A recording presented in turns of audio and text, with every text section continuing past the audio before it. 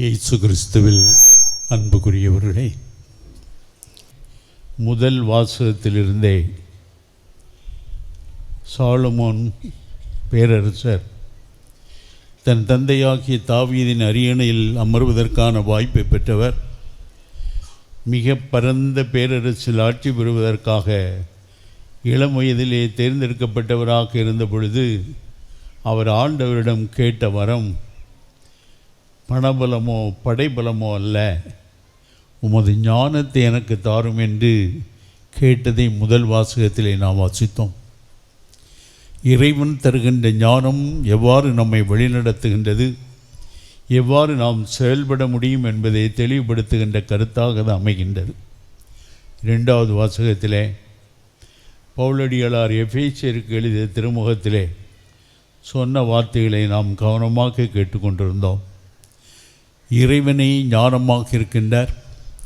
அந்த ஞானத்தில் நாம் நம்பிக்கை கொண்டவர்களாக மாறுகின்ற பொழுது இறைவனுடைய வல்லமை நம்மில் செயல்பட ஆரம்பிக்கும் என்பதையும், தூய ஆவியானவர் நம்மோடு இருப்பதனாலே நாம் எவ்வாறு நடந்து கொள்ள முடியும் என்பதை உணர்ந்து கொள்ள செயல்பட அழைக்கப்படுவதையும் நினைப்பூட்டியது.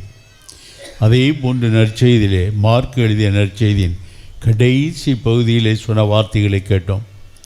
விண்ணீர் படிவதற்கு முன்பு ஆண்டவர் சொன்ன வார்த்தைகள், உலகெங்கும் சென்று நற்செய்தியை அறிவியுங்கள் என்று சொன்னார். இறைவனுடைய ஞானத்தை பெற்றவர்களாக, இறைவன் தருகின்ற தூய ஆவியின் வல்லமையை பெற்றவர்களாக, அவரில் நாம் வைக்கின்ற நம்பிக்கையை அடிப்படையாக கொண்டவர்களாக செயல்படுகின்ற பொழுதெல்லாம் நற்செய்தி அறிவிப்பவர்களாகவே இருப்போம். எங்கிருந்தாலும் எங்கு வாழ்ந்தாலும் ஆண்டவருடைய உடனிருப்பை உணர்ந்தவர்களாக வாழ்கின்ற அன்பு மக்கள் நற்செய்தியை அறிவிப்பவர்களாகவே இருப்பார்கள். எப்படிப்பட்டவர்களாக நற்செய்தி அறிவிப்பவர்களாக இருப்பார்கள் என்று சொல்லும்போது, அன்புக்குரியவர்களே, நம்ம கடற்கிற பகுதியில் இருக்கிறோம். ஒரு கல்லை தூக்கி கடலில் போட்டிங்கன்னா அது அங்கே தான் கிடக்கும். பிறரை பற்றி நல்லவற்றை சொல்லுகின்ற பொழுது அல்லது தவறானவற்றை சொல்லுகின்ற பொழுது என்ன நடக்கின்றது என்பதை நாம் உணர்ந்து கொள்வதற்காக குறிப்பாக சொல்லப்படுகின்ற வார்த்தைகள் இது.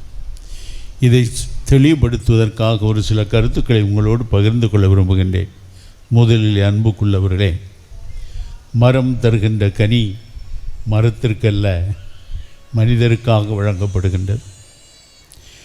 மழை நீர் உலகிலே வருகின்ற பொழுது அது நிலத்தை செம்மைப்படுத்தி வாழ்வுக்கு நமக்கு துணை புரிகின்ற தேவையான உணவுப் பொருட்களை உருவாக்கி தருகின்றது. மலர்கள் மலர்கின்ற பொழுது அதன் மனத்தை அவர்களை ரசித்து மகிழ்வதல்ல, மனிதருக்காக கொடுக்கப்பட்டதாக கருதி செயல்படுவதை எல்லாம் பார்க்கின்றோம். இன்று நாம் அனைவருமே அன்புக்குரியவில்லை, ஆண்டவர் தமது ஞானத்தால் அவரது ஞான உடலிலேயே உறுப்பினர்களாக நம்மை மாற்றி இருக்கின்ற பொழுது நம்முடைய வாழ்வும் ஆண்டவருடைய வாழ்வை பிரதிபலிக்கின்ற அளவுக்கு அமைந்திருப்பதாக மாற வேண்டும் என்பதையே இந்த திருப்பலியிலே முதல் நாளிலே நீங்கள் தெரிந்தெடுத்திருக்கின்ற லட்சிய பாதையாக அமைகின்றது. புனிதர்களுடைய வாழ்வை கண்டு பாவிக்கின்றவர்களாக, புனிதர்கள் நம்மோடு, நம்முடைய குடும்பத்தோடு, நம்முடைய ஊரிலே எவ்வாறு நம்மோடு இருக்கின்றார் என்பதை வெளிப்படுத்துகின்றவர்களாக செயல்பட வேண்டும் என்று சொல்லுகின்ற பொழுது, இந்த பாதுகாவலர் புனித சவேரியாருக்கு சொன்ன வார்த்தைகள், திரும்ப திரும்ப சொன்ன வார்த்தைகள், தன்னுடைய திறமையினாலே, அறிவு திறமையினாலே உலகத்தை ஆட்சி செய்ய முடியும் என்று நினைத்து செயல்பட்டு கொண்டிருந்தவரிடத்து, நீ உலகத்தை எல்லாமே ஆதாயமாக்கி கொண்டாலும் என்று சொன்ன வார்த்தைகளின் வழியாக இறைவனின் நற்செய்தி அறிவிப்பவராக மாறுகின்ற நிலை. இந்தியா இன்று குறிப்பாக இறைவன் இயேசுவை பற்றி அறிந்து கொள்ளவும், அவர் போதித்த உண்மைகளினால் மீட்பு நமக்கு உண்டு என்ற நம்பிக்கையுடையவர்களாக நாம் அனைவருமே மாறுவதற்காக காரணமாக இருந்தவர் சொன்ன வார்த்தைகள். அதனாலே அன்புக்குரியவில்லை, முதலிலே இந்த புனிதர்கள் நமக்கு நினைப்பூட்டுகின்ற அடிப்படையான கருத்து, புனிதர்களுடைய வாழ்வை நாம் நிரம்ப படிக்கின்றவர்களாக மாற வேண்டும். புனித இன்னாசியாரே அவருடைய வாழ்வில் நடந்ததையே நாம் நினைவு கூறுகின்ற பொழுது பல புனிதர்களுடைய வாழ்வை வாசித்து கொண்டிருந்ததினாலே தான் ஏற்பட்ட மாற்றம். இவர்களெல்லாம் புனிதர்களாக மாற முடியும் என்றால் நான் ஏன் மாற முடியாது என்ற கேள்வி எழுப்பியவராக மாறினார். எங்கிருந்தாலும் எத்தகைய செயல்பாடுகளில் நம்மை ஈடுபடுத்தி கொள்கின்றவர்களாக இருந்தாலும் அன்புக்குரியவர்களே, முதலிலே நம்முடைய வார்த்தைகள், வாழ்க்கை முறை எப்பொழுதுமே நமக்கு அமைதியை மகிழ்ச்சியும் தர வேண்டுமென்றால் அது பிறருக்கு மகிழ்ச்சியை தருவதாக மாறுகின்ற பொழுது மட்டும்தான். எப்பொழுது பிறருடைய மகிழ்ச்சிக்கு துணை புரிகின்றவர்களாக நாம் செயல்படுகின்றோமோ நாம் நிறைந்த மகிழ்ச்சியை பெற்றவர்களாக மாற முடியும். பிறை ஒரு நாள் நம்முடைய வார்த்தைகளாலே புண்படுத்தவோ அவருடைய குறைகளை எடுத்துச் சொல்வதனால் வேதனைப்படுத்துகின்றவர்களாக செயல்படாமல் நாம் மற்றவர்களை புகழ்ந்து போற்றுகின்றவர்களாக, மற்றவர்களுடைய நன்மைத்தனத்தை கண்டு அவர்களை வாழ்த்துகின்றவர்களாக நாம் செயல்படுவோம் என்றால் இறைவன் நம்மோடு இருக்கின்றார் என்பது வெளிப்பாடு. இறைவனில் நம்பிக்கை கொண்டவர்கள் நாம் என்பதை அறிவிக்கின்றவர்களாக இருக்கின்ற வாழ்க்கை முறையாக அது அமைந்துவிடும். ஆகவே அன்புக்குரியவர்களே, ஒரு நாளும் இறைவன் இந்த உலகிலே படைத்திருக்கின்ற எல்லா மனிதருமே தனிப்பட்ட சிறப்பு அருள் கொடைகளை பெற்றவர்கள். கிண்டலாக சொல்லன்னு நினைக்காதீங்க.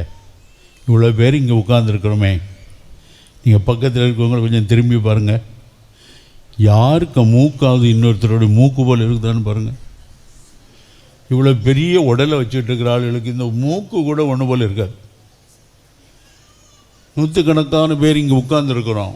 ஒருத்தரும் இன்னொருத்தரை போல் கடவுளை உருவாக்கலை.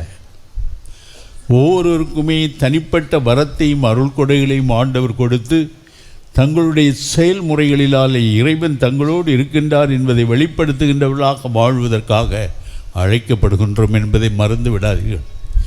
இறைவன் நமக்கு கொடுத்திருக்கின்ற திறமைகளை பயன்படுத்துகின்றவர்களாக நாம் மாறுகின்ற பொழுது, நேர்மையோடு செயல்படுகின்ற பொழுது, நம்முடைய வாழ்க்கை முறையை மற்றவர்களை இவன் கிறிஸ்துவை பின்பற்றுகின்றவன், இவன் கிறிஸ்துவ வாழ்க்கை முறையில் நம்பிக்கை கொண்டவள் என்று செயல்படுவதை மற்றவர்கள் கண்டுகொள்வதற்கான வாய்ப்பை பெற முடியும். கிண்டலாண்டு இப்படி ஒரு கதை சொல்லுவாங்க. ஒருத்தர் 1,00,000 ரூபாயை வைத்திருந்த பையை எங்கேயோ இழந்து விட்டார். வந்து ஊரில் சொன்னார், அதை யாராவது கண்டு எனக்கு எடுத்து கொடுத்தால் நான் 10,000 ரூபாய் அவர்களுக்கு இனாமாக கொடுப்பேன்னு சொன்னார். ஒரு ஏழை மனிதர் வயல்கரை வழியாக நடந்து கொண்டு செல்கின்ற பொழுது அந்த பையை கண்டார். அதை எடுத்து கொண்டு வந்து எல்லார்ட்டையும் சொல்லி, நான் அதை கண்டு கொண்டேன், அவரிடத்திலே கொடுக்கப் போகின்றேன், எனக்கு 10,000 ரூபாய் தருவதாக சொல்லியிருக்கிறார் என்று கொண்டு கொடுத்தார். கொடுத்தவுடன் அவர் சொன்ன பையை பிரித்து பார்த்தார். 1,00,000 ரூபாய் இருந்தது. இதில் 2 பவுன் மாலை இருந்ததே, தங்க மாலை, அது எங்கே போச்சு? அது இல்லையே இதுக்குள்ள அப்படின்னு சொன்னார். நான் எடுக்கவே இல்லைன்னு சொன்னார். ஆனால் அந்த மனிதன் இவரை நம்பலன்னு சொல்ல வரல, வேண்டுமென்றே ஒரு கதையை உண்டாக்கி அவருக்கு கொடுப்பதாக சொன்னதை கொடுக்காமல் இருப்பதற்காக வழிமுறையை தேடிக்கொண்டார். அதை கேட்ட மக்கள் எல்லாரும் ஊரை ஒன்று கூட்டி ஊர் தலைவரோடு சேர்ந்து கூட்டம் போட்டாங்க. அவரை அழைத்து சொன்னாங்க, நீங்கள் 2 பவுன் மாலை இந்த பையில் வச்சுருந்தீங்களா? ஆமாம் வச்சுருந்தேன். அவர்கிட்ட கேட்டாங்க, நீ அதை எடுத்தியாப்பா? நான் எடுக்கவே இல்லை, பார்க்கவே இல்லைன்னா. உடனே ஒரு தலைவர் சொன்னாராம், நீங்கள் 2 பவுன் மாலை இந்த பைக்குள்ளே வச்சுருந்தீங்கன்னா அது இங்கே இல்லைன்னு சொல்லும்போது இது உங்கள் பை இல்லை, ஆனால் இந்த பையை கண்டுபிடிச்சவர்கிட்டே கொடுத்துருங்கன்னு சொல்லிட்டார். இன்னும் கூடுதல் சொல்ல வேண்டிய தேவையில்லை, நீங்கள் சிரிக்கிறதை பார்த்தாலே கண்டுவிட்டு. அன்புக்குரியவர்களே, இறைவன் நம்முடைய உள்ளத்தை தெளிவாக பார்க்கின்றவர். நாம் நடந்து கொள்கின்ற முறைகள், நம்முடைய வார்த்தைகள் நமக்கு உயிர்ப்பு உண்டு என்ற நம்பிக்கையை அறிவிக்கின்றவர்களாக நம்மை மாற்ற வேண்டும். கிறிஸ்துவில் திருமுழுக்கினால் அவரோடு இறந்தவர்களாக வளர்ந்து வருகின்ற நாம் அவரோடு என்றும் வாழ்வோம் என்பதை அறிவிக்கின்றவர்களாக வாழ்கின்ற வாழ்க்கை, நம்முடைய வாழ்க்கை முறையில் இந்த உலகில் நாம் எவ்வாறு நடந்து கொள்ள வேண்டும் என்று ஆண்டவர் தாமே நமக்கு தெளிவாக எடுத்து சொன்ன வார்த்தைகளில் மிகவும் சுருக்கமாக சொன்னார். நீ உன்னை அன்பு செய்வது போல பிறரை அன்பு செய்யன்னு சொன்னார். ஒரு நாளும் மற்றவர்களுக்கு நம்முடைய வார்த்தையாலோ வாழ்க்கையில் செயல்முறைகளினாலோ ஒரு துன்பமும் கொடுக்காதவர்களாக வாழ்கின்றவர்களாக மாறுகின்ற பொழுது வெற்றி பெற்றவர்களாக, நம் மீது வெற்றி பெற்றவர்களாக, நாம் பிறருக்காக காட்டுகின்ற அன்பினால் இறைவனோடு பற்றுதல் உள்ளவர்களாக மற்றவர்களை மாற்றுகின்றவர்களாக, இந்த உலகிலே வாழ்ந்து மண்ணோடு மழிந்து ஒழிந்து விட மாட்டோம், உயிர்த்தெழுவோம் என்ற உறுதியான நம்பிக்கையை தெளிவுபடுத்துவதற்காக தெரிந்தெடுத்த புனிதர்களை பாதுகாவலராக பெற்றிருக்கின்ற அன்பு சகோதரர்கள் சகோதரிகளை, இந்த ஊரில் உங்கள் எல்லாருக்கும் நிரம்ப பேருக்கு தெரியும். பாத்திமா மாத சுரூபத்தை கூட இந்த நம்முடைய மறை மாவட்டத்திலே கொண்டு வந்த பொழுதும் ஒரே புதுமை நடந்தது இந்த ஊரில் தான். நிறைய புதுமைகள் உங்களால் நடக்கணும்.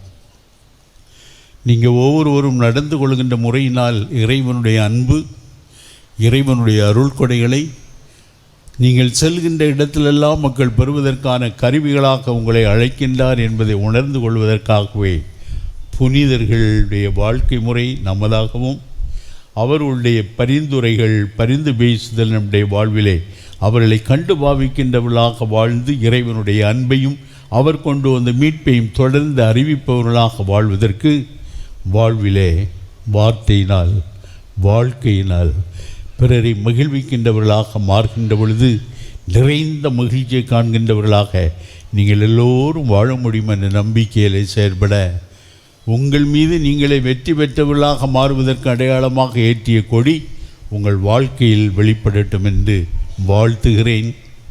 இறைவனை திருப்பலியின் வழியாக தொடர்ந்து வேண்டுவோம். ஆம்.